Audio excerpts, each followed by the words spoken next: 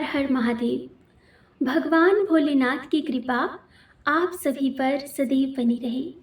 आइए आज से हम सुनना प्रारंभ करते हैं श्रावण माह महात्म्य का पहला अध्याय। नित्य ही आपको श्रावण माह महात्म्य के अध्याय सुनने के लिए मिलेंगे, तो आप सभी से अनुरोध है कि प्रतिदिन थोड़ा सा समय निकालकर आप अवश्य ही इन अध्यायों का रसपान किया कीजिए। आइए सुनना प्रारंभ करते हैं।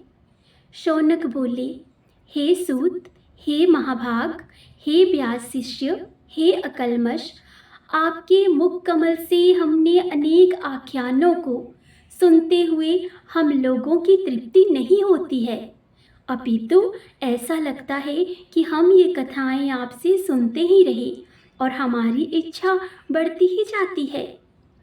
तुला राशि में स्थित सूर्य में कार्तिक मास का महात्म्य, मकर राशि में माघ मास का महात्म्य और मेष राशि में स्थित सूर्य में वैशाख मास का महात्म्य, और इसके साथ साथ उन मासों में जो भी धर्म है उन्हें आपने भली भांति हमसे कह दिया।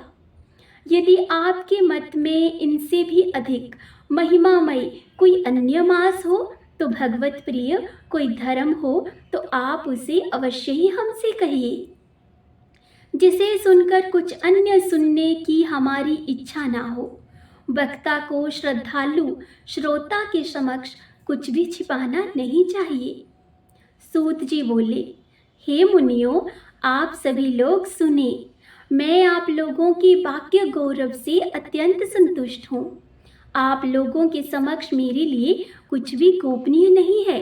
दम्भ रहित होना, आस्तिकता, शठता का परित्याग, उत्तम भक्ति, सुनने की इच्छा, विनम्रता, ब्राह्मणों के प्रति भक्ति परायणता, सुशीलता, मन की स्थिरता, पवित्रता, तपस्विता और अनसूया, ये श्रोता के 12 गुण बताए गए हैं। ये सभी आप लोगों में विद्यमान हैं। अतः मैं आप लोगों पर प्रसन्न होकर उस तत्व का वर्णन करता हूँ। एक समय प्रतिभाशाली सनत कुमार ने धर्म को जानने की इच्छा से परम भक्ति से युक्त होकर विनम्रता पूर्वक ईश्वर भगवान शिव से पूछा।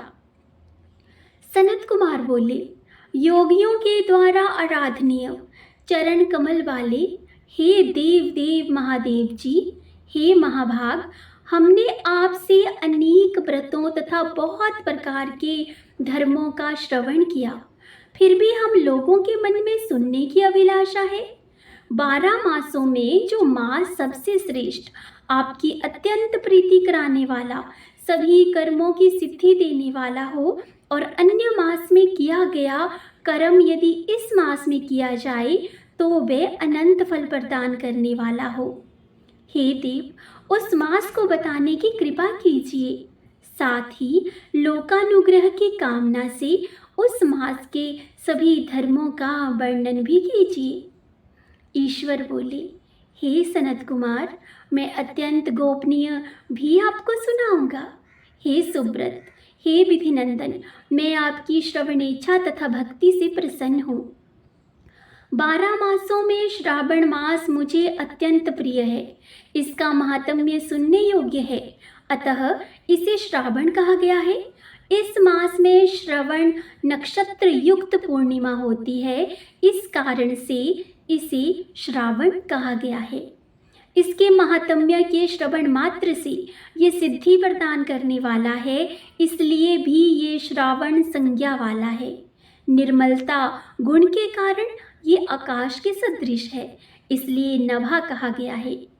इस श्रावण मास के धर्मों की गणना करने में इस पृथ्वी लोक में कौन समर्थ हो सकता है। जिसके फल का संपूर्ण रूप से वर्णन करने के लिए ब्रह्मा जी 4 मुख वाले हुए, जिसके फल की महिमा को देखने के लिए इंद्र 1000 नेत्रों से युक्त हुए और जिसके फल को कहने के लिए शेषनाग 2000 जीवाओं से संपन्न हुए। अधिक कहने से क्या प्रयोजन। इसके महात्म्य को देखने और कहने में भला कोई भी समर्थ नहीं है। हे मुने, अन्य मास इसकी कला को भी नहीं प्राप्त होते हैं। ये सभी व्रतों तथा धर्मों से युक्त हैं। इस महीने में एक भी दिन ऐसा नहीं है जो व्रत से रहित दिखाई देता हो। इस माह में प्रायः सभी तिथियां व्रत युक्त हैं। इसके महात्म्य के संदर्भ में मैंने जो कहा है वह केवल तो प्रशंसा मात्र नहीं है। आर्तों, जिज्ञासुओं, भक्तों, अर्थ की कामना रखने वाले, मोक्ष की अभिलाषा रखने वाले और अपने अपने अभिष्ट की आकांक्षा रखने वाले चारों प्रकार के लोगों, ब्रह्मचर्य, गृहस्थ, वानप्रस्थ, संन्यास आश्रम वाले को इस श्रावण मास का व्रतानुष्ठान अवश्य ही करना चाहिए। सनत कुमार बोले, हे भगवान, हे सत्यम, आपने जो कहा कि इस मास में सभी दिन एवं तिथियां व्रत रहित नहीं होती हैं, तो आप उन्हें मुझे बताएं। किस तिथि में और किस दिन में कौन सा व्रत होता है, उस व्रत का अधिकारी कौन है, उस व्रत का फल क्या है, किस किसने उस व्रत को किया, उसके उद्यापन की विधि क्या है, प्रधान पूज्यन कौन है और जागरण करने की क्या विधि है, उसका देवता कौन है, उस देवता की पूजा कहाँ होनी चाहिए, पूजन सामग्री क्या क्या होनी चाहिए और किस व्रत का कौन सा समय होना चाहिए। हे प्रभु, वह सब आप मुझे बताएं।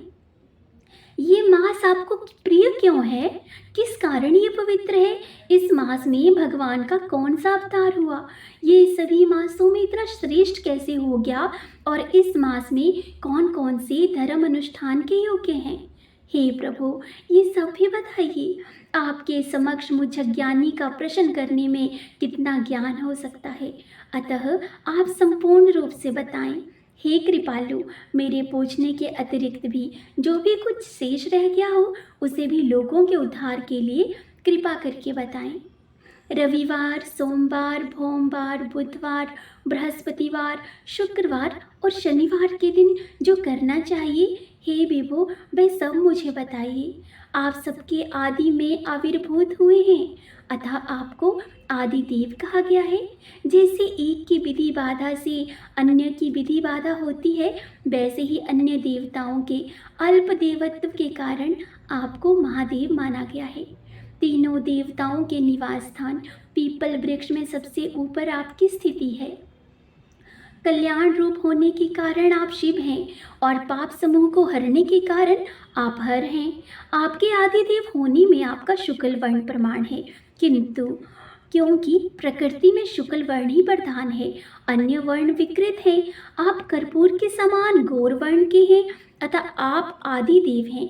गणपति के अधिष्ठान रूप 4 दल वाले मूलाधार नामक चक्र से, ब्रह्मा जी के अधिष्ठान रूप 6 दल वाले स्वाधिष्ठान नामक चक्र से और विष्णु के अधिष्ठान रूप 10 वाले मणिपुर नामक चक्र में भी आप ऊपर से अधिष्ठित होने के कारण आप ब्रह्मा तथा विष्णु के ऊपर स्थित हैं।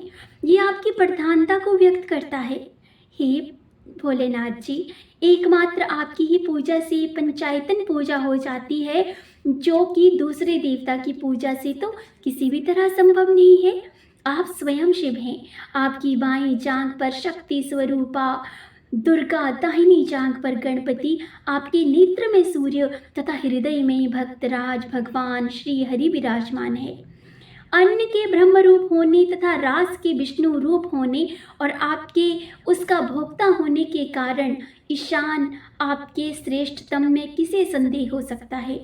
सबको विरक्ति की शिक्षा देने हेतु आप शमशान में तथा पर्वत पर निवास करते हैं। पुरुष सूक्त में उतामृतवस्य शानो इस मंत्र के द्वारा प्रतिपादन के योग्य हैं, ऐसा महर्षियों ने कहा है। जगत का संहार करने वाले हलाहल को गले में किसने धारण किया, महाप्रलय की कालाग्नि को अपने मस्तक पर धारण करने में कौन समर्थ था, संसार रूप अंधकूप में पतन के हेतु कामदेव को किसने भस्म किया। आप ऐसे हैं कि आपकी महिमा का वर्णन करने में भला दूसरा कौन ही समर्थ है। एक तुच्छ प्राणी मैं करोड़ों जन्मों में भी आपके प्रभाव का वर्णन नहीं कर सकता, अतः आप मेरे ऊपर कृपा करके मेरे सभी प्रश्नों के उत्तर दीजिए। तो ये हमने सुना आज श्रावण माह का प्रथम अध्याय। इसके बाद हम कल सुनेंगे श्रावण माह महात्म्य का दूसरा अध्याय। तो मिलते हैं कल नए अध्याय के साथ। भगवान भोलेनाथ की कृपा सदा सर्वदा आप सभी के परिवार पर बनी रहे। हर हर महादेव। ओम नमः शिवाय। श्री शिवाय नमस्तुभ्यम। जय माता दी।